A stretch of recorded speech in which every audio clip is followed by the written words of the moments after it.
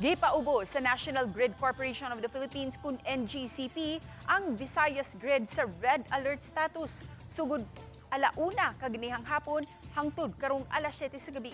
Sa ilang social media posts, gipasabot sa NGCP nga moabot sa 2,421 megawatt ang peak demand sa kuryente niining mga orasa.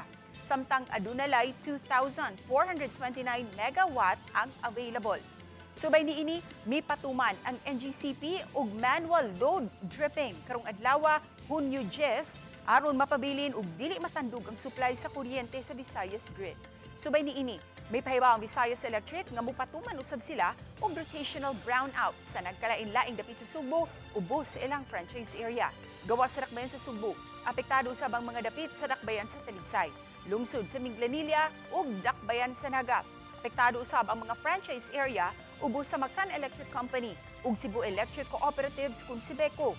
Lakip sa mag-manual load dropping ang nagkalain-laing mga power utility sa mga lalawigan sa Bohol, Negros Oriental ug uban pang dapit sa Kabisayan.